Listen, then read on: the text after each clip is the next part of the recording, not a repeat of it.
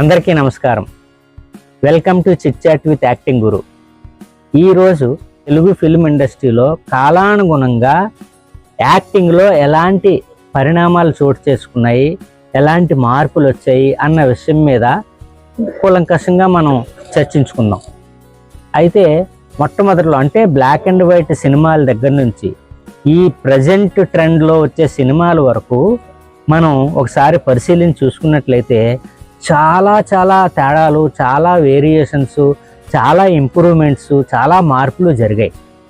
అయితే ప్రధానంగా 1950 నుంచి 1970 వరకు ఒక బ్లాక్ అండ్ వైట్ యుగం అనుకుందాం.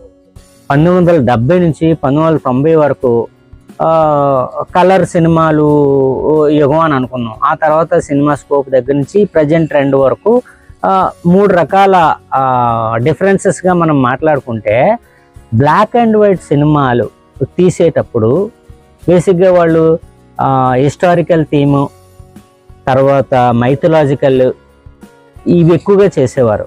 పౌరాణిక నాటకాలు, చారిత్రక నాటకాలు కుటుంబ నేపథ్యంలో తక్కువ ఉండేవి, హిస్టారికల్ అండ్ మైథలాజికల్ ఎక్కువగా ఉండేవి.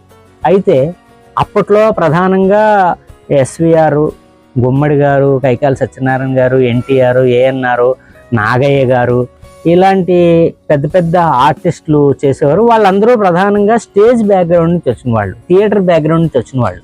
అందువల్ల ఆ ఇన్ఫ్లుయెన్స్ ఇక్కడ సినిమాల్లో కూడా చాలా ఎక్కువగా కనిపించేది. అంటే వాళ్ళ భావ ప్రకటనలో, అంటే ఎక్స్ప్రెషన్స్లో కానీ, బాడీ మూమెంట్లో కానీ, ఎమోషన్స్లో కానీ చాలా ఎక్కువ మోతాదులో ఫిలిం కోసం కూడా ఇచ్చేవారు. అంటే almost it's nothing but A stage. అంటే మెలో డ్రామాకి ఎక్కువ ప్రాముఖ్యత ఇచ్చేవారు. ప్రతిదీ చాలా క్లియర్గా అభినయించి చూపించేవారు. అంటే న్యాచురాలిటీకి కన్నా కొంచెం ఎక్కువగానే ఉండేది. ఆల్మోస్ట్ స్టేజ్కి ఏ విధంగా చేస్తారో ఆ విధంగానే ఇందులో కూడా చేసే పరిస్థితి ఉండేది. ఎందుకంటే అప్పటికి వాళ్ళు కంప్లీట్ స్టేజ్ బ్యాక్గ్రౌండ్లో నుంచే వచ్చారు కాబట్టి ఆ ఇన్ఫ్లుయెన్స్ డెఫినెట్గా స్టేజ్ మీద ఉండేది.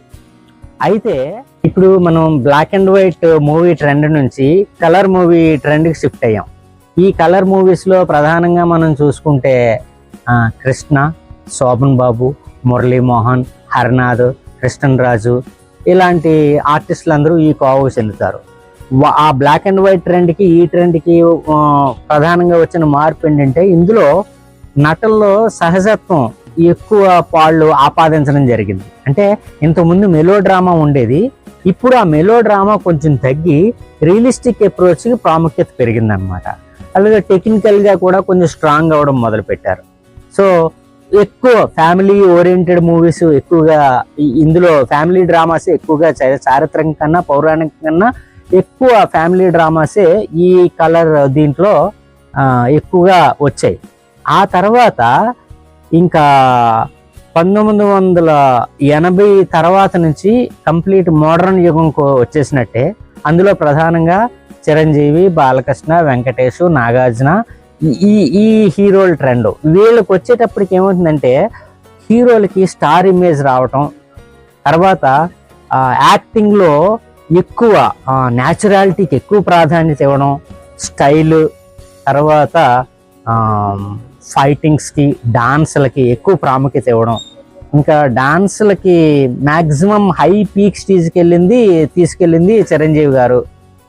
సో ఈ యుగంలో అంటే బ్లాక్ అండ్ వైట్ తర్వాత కలర్ తర్వాత మోడర్న్ యుగంలో మన చిరంజీవి గారు, బాలకృష్ణ, ఈ నాగార్జున, వెంకటేష్ దీంట్లో కంప్లీట్గా హీరోయిజం ఓరియంటెడ్, క్యారెక్టర్ పరంగా అంటే క్యారెక్టర్ అనాలిసిస్కి ఎక్కువ ఇంపార్టెన్స్, దానికి ఎక్కువ ప్రాముఖ్యత ఇస్తూ ఆ విధంగా జరిగింది.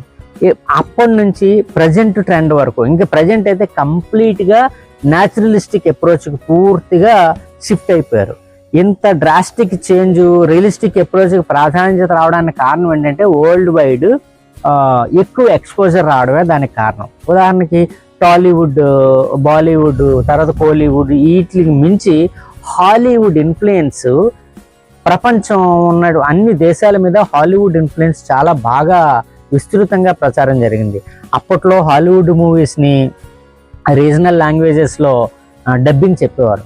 మనం అప్పట్లో హాలీవుడ్ మూవీస్, ఇప్పుడు అనకొండ ఈ టైంలో డబ్బింగ్ చెప్పినప్పుడు చాలా వింతగా, విచిత్రంగా ఉండేది డబ్బింగ్ ప్రక్రియ. కానీ ఇప్పుడైతే మన తెలుగు సినిమాలే హాలీవుడ్ సినిమాలు కూడా తెలుగులోనే తీసారేమో అన్నంత న్యాచురల్గా వచ్చేస్తున్నాయి ఇప్పుడు డబ్బింగ్ మూవీస్. సో వాళ్ళు టెక్నికల్గా ఎంత అడ్వాన్స్గా వెళ్ళారు, తర్వాత యాక్టింగ్ పరంగా ఎంత హైలీ రియలిస్టిక్ అప్రోచ్కి వెళ్ళారు, ఇవంతా ప్రపంచంలో అందరూ చూస్తున్నారు. కాబట్టి ఆ ఇండివిజువల్ స్టేట్స్లో కూడా, ఆ ఇండివిజువల్ రీజనల్ లాంగ్వేజెస్లో కూడా ఆ హాలీవుడ్ ఇన్ఫ్లుయెన్స్, ఆ రియలిస్టిక్ అప్రోచ్ని ఏ విధంగా మన మూవీస్లో పెట్టుకోవాలి అన్న అవేర్నెస్ బాగా పెరిగింది. తర్వాత మన డైరెక్టర్స్ కూడా ఫిల్మ్ ఇన్స్టిట్యూట్స్లోనూ ట్రైన్ అవ్వటం వల్ల, ఈ రకరకాల అప్రోచెస్ వాళ్ళకి అర్థం కావడం వల్ల they started giving importance to naturalistic and realistic acting అనమాట. ఇందులో మ్యాక్సిమం ఎంత సహజంగా బిహేవ్ చేస్తే స్టేజ్ ఈ కెమెరా కోసం అంత బాగా రిసీవ్ చేసుకోవడం మొదలైంది. ఇందులో ఇక్కడ మన పర్ఫార్మెన్స్ కన్నా బిహేవ్ చేయడం, పాత్రలో లీనం అవ్వడం, బిహేవ్ చేయడం మీద ఎక్కువ ప్రాముఖ్యత పెరిగిపోయింది. ఫర్ ఎగ్జాంపుల్, ఒక కండలు తిరిగిన వీరుడి క్యారెక్టర్ ఉందనుకోండి, అది సన్నగా ఉన్నవాడైనా సరే జిమ్కి వెళ్ళి కంప్లీట్గా 6 ప్యాక్ 8 ప్యాక్ ట్రైన్ అప్ అయిపోయి ఆ విధంగా కంప్లీట్గా బాడీ ట్రాన్స్ఫార్మ్ అయిపోయి ఆ క్యారెక్టర్లోకి ఇన్వాల్వ్ అయిపోయి ఆ క్యారెక్టర్నే నేను ఆ క్యారెక్టర్ అన్న విధంగా మాడిఫికేషన్స్ అయిపోయి ప్రాక్టీస్ చేయడం మొదలుపెట్టారు. సో ఇక్కడ యాక్టింగ్ కన్నా ఆ పాత్ర బిహేవ్ చేసే విధానానికి ఎక్కువ ఇంపార్టెన్స్ ఇవ్వడం, దానివల్ల ఏంటంటే హైలీ రియలిస్టిక్ అప్రోచ్కి వెళ్ళడం వల్ల ఇప్పుడు ప్రజెంట్ ట్రెండ్ ఉన్న డైరెక్టర్స్ అందరూ కూడా న్యాచురలిస్టిక్ అప్రోచ్లో అయితేనే వాళ్ళు తీసుకుంటున్నారు. చిన్న ఓవర్ ఎక్స్ప్రెషన్ వచ్చినా, ఓవర్ డైలాగ్ వచ్చినా సరే వాళ్ళు అమ్మో ఇంత కష్టం వద్దు సార్, మాకు ఇంత వద్దు అన్న టైప్లోకి వచ్చారనమాట.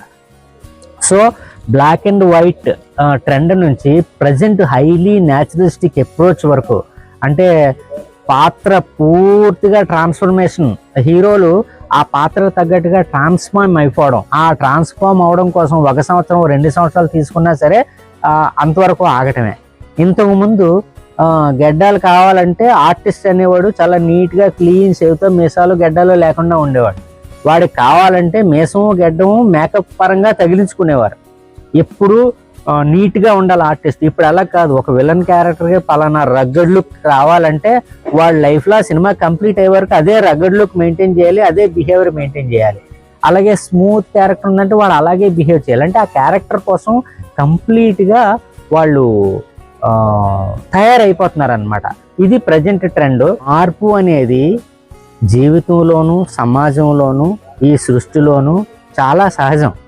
సో నటన పరంగా బ్లాక్ అండ్ వైట్ నుంచి ప్రజెంట్ ట్రెండ్ వరకు ఇన్ని రకాల మార్పులు వచ్చాయి కదా. ఈ మార్పులు ఇటు ఆర్టిస్టుల్లోనూ వచ్చాయి, టెక్నీషియన్స్లోనూ వచ్చాయి, సొసైటీలోనూ వచ్చింది, వ్యూవర్స్లో కూడా వచ్చింది. ఇంకా ప్రజెంట్ అయితే ప్రపంచమే ఒక చిన్న విలేజ్ లాగా అయిపోయింది కదా. ప్రపంచంలో ఏది ఎక్కడ జరుగుతుందో మన అరచేతిలో తెలిసిపోతుంది. ఎందుకంటే ఈ ఓటీటీలు బాగా వచ్చాయి. తర్వాత నెట్ఫ్లిక్స్ అని, అమెజాన్ అని, హాట్స్టార్ అని, జియో హాట్స్టార్ అని, ఈటీవీ విన్ అని రకరకాల ఓటీటీ ప్లాట్ఫామ్స్ వచ్చాయి. సో అవకాశాలు కూడా చాలా ఎక్కువ పెరిగాయి. సో ఎన్ని ఇది వచ్చినా సరే కానీ ప్రజల్లో చాలా క్లియర్గా, ఇంతకుముందు సినిమా చూస్తున్నామంటే మనకి హీరో ఎవడు, విలన్ ఎవరు అన్న కాన్సెప్టే తప్ప డైరెక్టర్ ఎవరు, కెమెరామాన్ ఎవరు, దాని టెక్నీషియన్స్ ఎవరు అనే ఆలోచనే ఉండేది కాదు. కానీ ఇప్పుడు డైరెక్టర్ని బట్టి సినిమాకు చూసేవాళ్ళు, కెమెరామెన్ బట్టి సినిమా చూసేవాళ్ళు, వెనక టెక్నీషియన్స్ని బట్టి సినిమా చూసేవాళ్ళు, లిరిక్ రైటర్స్ని బట్టి సినిమా చూసేవాళ్ళు కూడా పెరిగిపోయారు. ఎందుకంటే అవేర్నెస్, ప్రజల్లో అవేర్నెస్ విపరీతంగా పెరిగింది. ప్రపంచం మొత్తంలోనూ అంటే పెర్ఫార్మెన్స్ పరంగా ఎలాంటి మార్పులు వచ్చాయో మన మొబైల్లో వచ్చేస్తుంది. అనేక రకాల దేశాల్లో ఉన్నటువంటి సినిమాలు మనం చూస్తున్నాం, అనేక రకాల భాషా చిత్రాలు చూస్తున్నాం. సో బౌండరీస్ దాటిపోయింది. కాబట్టి ఆడియన్స్ ఇటీవల కాలంలో పెద్ద పెద్ద హీరోలు అద్భుతమైనటువంటి సినిమాలు తీసినా సరే హిట్ అవ్వట్లేదు, సక్సెస్ అవ్వట్లేదు. ఎందుకంటే ఆడియన్స్ మార్పు కోరుకుంటున్నారు, రియాలిటీని కోరుకుంటున్నారు. అది ఒక్క కొద్దిగానే 150 కిలోమీటర్లు ఎగిరిపోయే ఫైటింగ్లు గట్టా ఇప్పుడు మనం ఎక్కువ ఇంపార్టెన్స్ ఇవ్వట్లేదు. అత్యంత కొత్త సబ్జెక్టులు వచ్చి సహజంగా తీసే సినిమాలకి ఆడియన్స్ ఎక్కువ వెళ్తున్నారు. ఇప్పుడు సినిమా థియేటర్స్కి ఆల్మోస్ట్ చాలా వరకు వెళ్ళడం తగ్గిపోయింది. కారణం ఏంటంటే ఆ విధంగా అలరించేటటువంటి సినిమాలు మనకు రావట్లేదు. సో ఆడియన్స్లో మార్పు వచ్చింది కాబట్టి, టెక్నీషియన్స్లో మార్పు వచ్చింది కాబట్టి, డైరెక్టర్స్లో మార్పు వచ్చింది కాబట్టి యాక్టర్స్లో కూడా మార్పు రావాలి.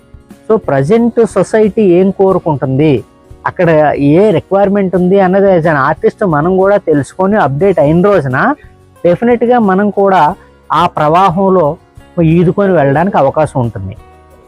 సో ఓవరాల్గా మన ఫిల్మ్ ఇండస్ట్రీలో ఎలాంటి మార్పులు చోటు చేసుకున్నాయి అన్న విషయాలు మీతో చర్చించాలన్న ఉద్దేశంతో నేను ఈ ఎపిసోడ్ చేయడం జరిగింది. మీకు అర్థమయ్యే ఉంటుందని నేను భావిస్తున్నాను. Thank you very much for watching acting Guru. నమస్కారం.